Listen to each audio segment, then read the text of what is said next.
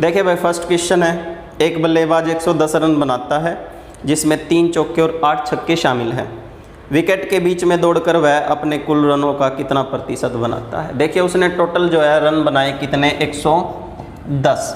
इनमें से 3 तो उसने चौके लगाए और 8 उसने छक्के लगाए, तो चौकों के 12 रन हो जाएंगे और छक्कों के कितने हो जाएंगे, 48। सेम क्वेश्चन जो था सेम टाइप हमारा HCS में पूछा गया था। 2 क्वेश्चन है इसी सीटिंग में, जो टाइप HCS में आए थे वो सेम टाइप जो है यहाँ पे भी पूछे गए हैं। हमने HCS का पूरा मैथ का सॉल्यूशन डाल रखा था, अगर जिस भी बच्चे ने उसको ध्यान से देखा तो उसके दोनों क्वेश्चन बिल्कुल ईजी से हो गए होंगे। तो देखिए टोटल इनके कितने रन हो गए, 60 रन। 110 में से 60 रन अगर उसने चौके व छक्कों के बनाए तो इसका मतलब जो बचे हुए 50 रन है वो उसने दौड़ के बनाए। 50 रन दौड़ के बनाए कितने में से, 110 में से, और गुणा में कर देंगे 100। यहाँ से इसको कैंसिल करेंगे, ये इधर आएगा 500, 500 को 11 से डिवाइड करेंगे, 11 चौके 44 और 11 पंजे 55, 45 से 5/11% हमारा क्या निकल के आ जाएगा, राइट आंसर निकल के आ जाएगा। क्लियर, समझ में आया। देखिए भाई नेक्स्ट क्वेश्चन है, यदि x मीटर तार का मूल्य d है, x मीटर तार का मूल्य d है तो y मीटर तार का मूल्य कितना होगा। बिल्कुल इजी क्वेश्चन है। x मीटर तार का मूल्य d है तो 1 मीटर का हो जाएगा बटे में x और y मीटर का हो जाएगा गुणा में y, तो dy बटे में x हमारा क्या निकल के आ जाएगा, आंसर निकल के आ जाएगा। इजी है, आराम से कर सकते हैं।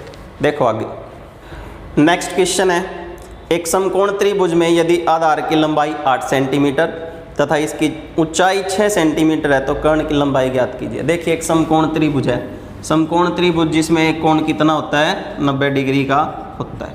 एक कोण क्या है, 90 डिग्री का है। इसका आधार 8 सेंटीमीटर है और ऊंचाई कितनी है, 6 सेंटीमीटर। तो अगर आपको कर्ण निकालना है या विकर्ण निकालना है तो इसका स्क्वायर प्लस इसका स्क्वायर कर देते हैं, पाइथागोरस प्रमेय लगा देते हैं, तो ये भुजा निकल के आ जाती है हमारी। तो 6 का स्क्वायर 36 और 8 का स्क्वायर 64, यहाँ पे कितना आ जाएगा, 100, और 100 किसका स्क्वायर होता है, 10 का। तो कर्ण की लंबाई कितनी आ जाएगी आपकी, 10 आ जाएगी। क्लियर, बिल्कुल इजी है। आगे चलो देखो भाई नेक्स्ट क्वेश्चन है, एक समूह में 50 लोग हिंदी बोलते हैं, 20 तमिल बोलते हैं और 10 हिंदी और तमिल दोनों बोलते हैं। तो उन लोगों की संख्या जो हिंदी या तमिल बोलते हैं। देखिए उसने बोला कि 50 लोग हिंदी बोलते हैं और जो तमिल बोलने वाले हैं वो 20 है, और हिंदी प्लस तमिल दोनों बोलते हैं वो कितने हैं, 10 है। तो आप इसको सिंपली कर सकते हो 50 + 20 माइनस में 10। इस तरह से हम इसको करते हैं 70 - 10 = 60। तो जो बचे हुए 60 लोग हैं वो क्या बोलेंगे, या तो हिंदी बोलेंगे या तो तमिल बोलेंगे। ठीक है, इजी क्वेश्चन है। चलो आगे अगला क्वेश्चन है, एक आयताकार पार्क की लंबाई और चौड़ाई का अनुपात 3:2 है। यदि एक व्यक्ति पार्क की सीमा के चारों ओर 12 किलोमीटर प्रति घंटा की गति से साइकिलिंग करता है तो उसे एक चक्कर पूरा करने में 8 मिनट लगते हैं। तो पार्क का क्षेत्रफल कितना है, वर्ग मीटर में क्षेत्रफल निकालना। देखिए उसने बोला कि एक आयताकार पार्क है जिसकी लंबाई और चौड़ाई का अनुपात 3:2 है, और एक साइकिल पे सवार व्यक्ति उसके चारों तरफ चक्कर लगाता है, 8 मिनट में एक चक्कर पूरा करता है। 8 मिनट में एक चक्कर, एक चक्कर में तय की गई दूरी आयत का क्या होता है, परिमाप होता है। अगर हम बाहर से आयत के चारों तरफ चक्कर लगाएंगे तो उसका पेरीमीटर निकलेगा, परिमाप निकलेगा। और आयत का परिमाप क्या होता है, 2 × L + B। ठीक है, और उसने 12 किलोमीटर प्रति घंटा, 12 किलोमीटर प्रति घंटा की गति से 8 मिनट में एक चक्कर लगाया। अब देखिए उसने हमसे जो आंसर है वो वर्ग मीटर में पूछा, मीटर में। तो 12 किलोमीटर तो 1 घंटे में जाता है ना, 1 घंटे में 12 किलोमीटर को मीटर में चेंज कर लेते हैं, 12,000 क्या आ जाएगा, मीटर आ जाएगा। और 1 घंटे में मतलब 60 मिनट में 12,000 मीटर को तय करता है, तो 8 मिनट में वो कितनी दूरी तय करेगा, कितने मीटर की दूरी तय करेगा। यहाँ से तो 1 मिनट का निकल के आएगा, और अगर हम 1 मिनट को 8 से मल्टीप्लाई कर देंगे तो 8 मिनट की दूरी निकल के आ जाएगी। तो देखिए इसको कैंसिल कर देंगे यहाँ से, ये कितना हो जाएगा 200 को 8 से मल्टीप्लाई करेंगे कितना आ जाएगा 1600। तो आयताकार जो हमारा प्लॉट है उसका परिमाप कितना आ जाएगा 1600। अब हमको L प्लस बी दे रखा है, L कितना हमारा 3 और x चौड़ाई कितनी है हमारी, b कितना है 2, तो हम इनको x मान लेते हैं। तो 2 into 3x plus 2x is equal to 1600। यहाँ से इसको कैंसिल करेंगे 800 आ जाएगा, 3 और 2 कितना हो गया 5x बराबर है 800। तो 1 यूनिट कितने की आ जाएगी, 5 एकम 5 और कितना बच गया 3, 5 छिक्का 30, x का मान कितना आ गया 160। ठीक है, 160 मीटर x की वैल्यू आ गई। तो हम यहाँ पे जो है x की वैल्यू रख देंगे, ये कितना हो जाएगा 480 हो जाएगा और ये कितना हो जाएगा हमारा 320। ठीक है, तो 480 मीटर तो उसकी लंबाई है और 320 मीटर उसकी चौड़ाई है। तो अक्षेत्रफल निकालना हमको, अक्षेत्रफल निकालने का फॉर्मूला क्या होता है, लंबाई गुणा में चौड़ाई। तो लंबाई हमारी 480 है और चौड़ाई हमारी कितनी है 320 है। जब हम इनको मल्टीप्लाई करेंगे तो हमारा आ जाएगा 153600, ये हमारा आंसर हो जाएगा।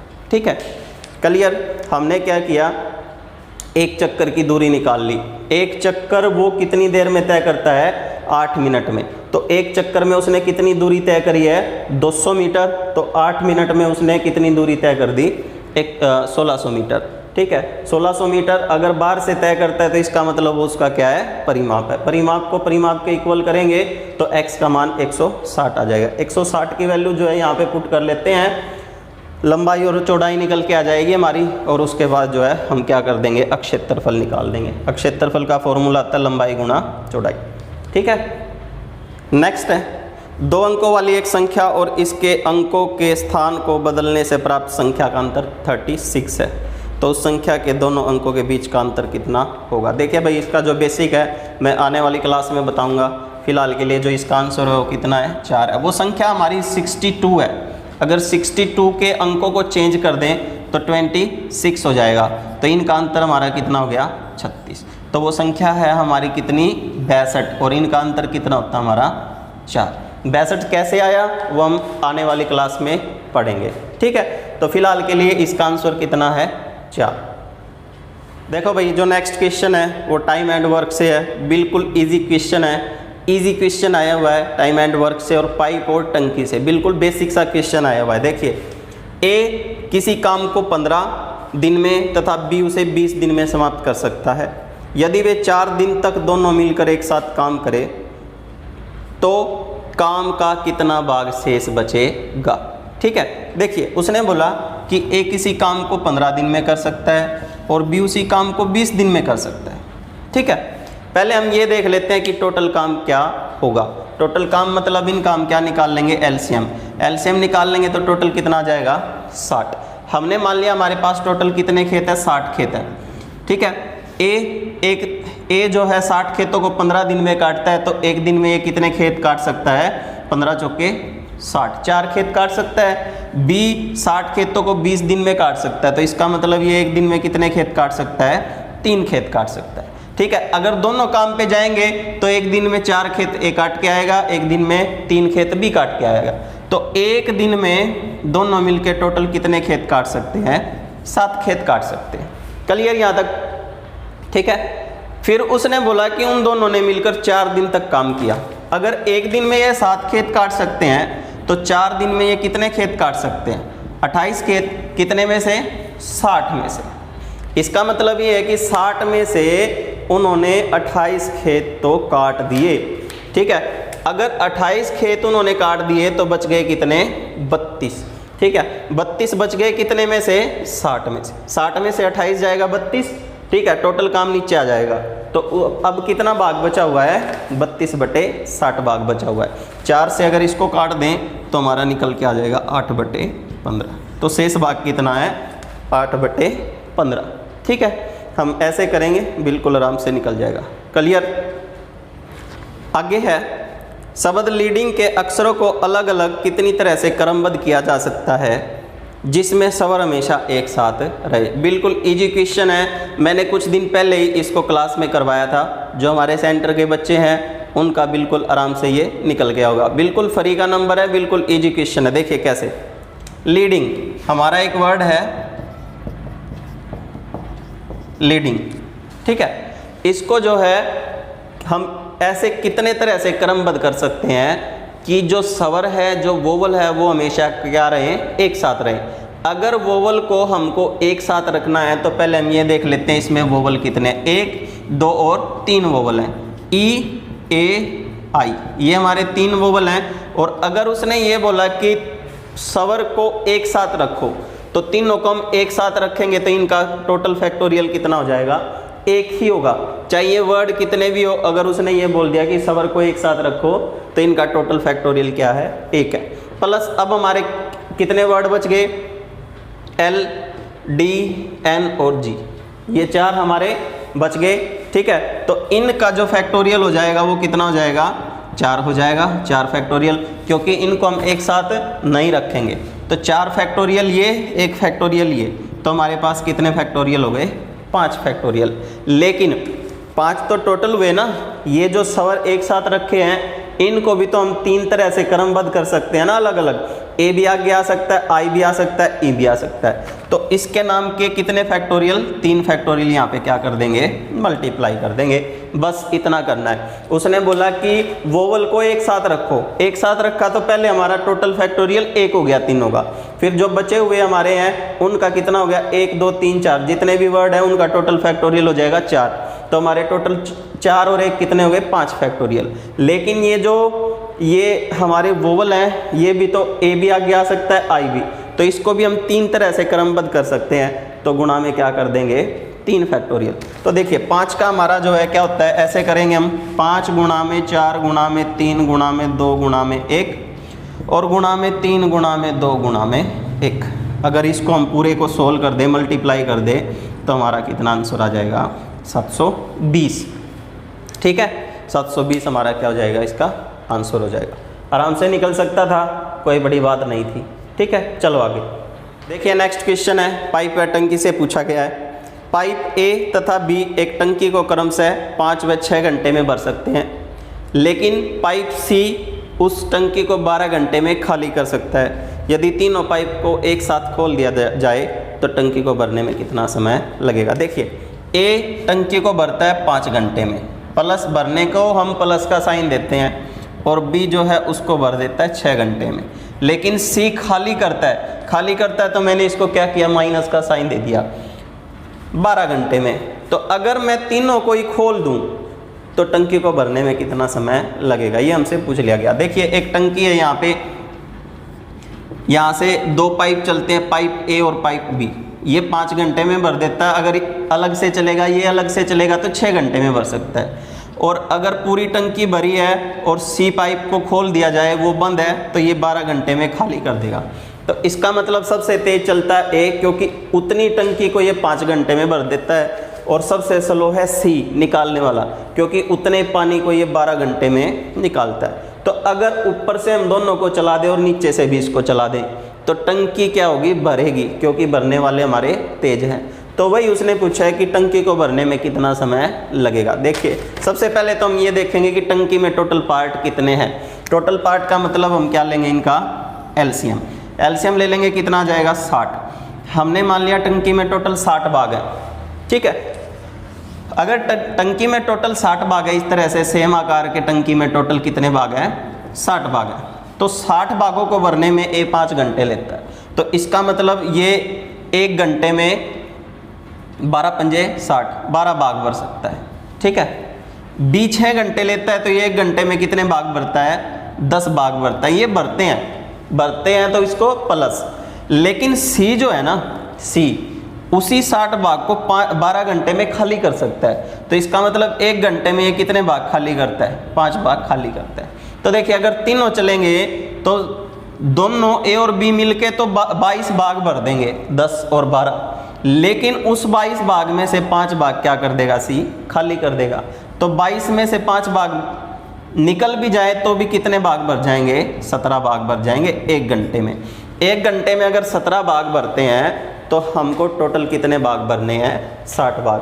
तो 60 भागों को भरने में कितना समय लगेगा? एक घंटे में 17 भाग भरते हैं, तो 60 भागों को भरने में यहाँ से हम इसको सोल्व कर लेते हैं। 17 तिये 51, 3 सही 9/17, ये हमारा आंसर आ जाएगा। 3 सही 9/17 घंटे हमको लगेंगे। क्लियर? देखिए भाई नेक्स्ट क्वेश्चन है, log रूट 8 भाग में log 8 की वैल्यू क्या होगी, किसके इक्वल होगा? देखिए log रूट 8 बटे में log 8 बराबर है वट। देखिए मैं इस रूट 8 को क्या लिख सकता हूँ? 8 की पावर 1/2, क्योंकि रूट का मान कितना होता है? 1/2। तो हम इसको कैसे लिखते हैं? log m की पावर n बराबर है n log m। तो हम क्या करेंगे? पावर को आगे ले आएंगे, 1/2 गुणा में log 8 और बटे में log 8। तो इससे ये कैंसिल हो जाएगा, तो हमारा आंसर कितना आ जाएगा? 1/2। ये हमारा क्या निकल के आ जाएगा? आंसर निकल के आ जाएगा। ठीक है, छोटा सा क्वेश्चन था, इजी था, आराम से कर सकते थे। क्लियर? देखो भाई नेक्स्ट क्वेश्चन है, प्रोबेबिलिटी से पूछा गया है। 3 अनगिनत सिक्कों को उछाला जाता है तो अधिक से अधिक 2 शीर्ष प्राप्त होने की क्या प्रायिकता होगी? 2 हेड, अधिक से अधिक मतलब ज़्यादा से ज़्यादा 2 हेड कितनी बार आ सकते हैं? देखिए 2 हेड, अगर आपको 3 सिक्के उछालने के लिए बोलता है तो 3 सिक्कों की टोटल प्रोबेबिलिटी होती है 2 की पावर 3 या 8।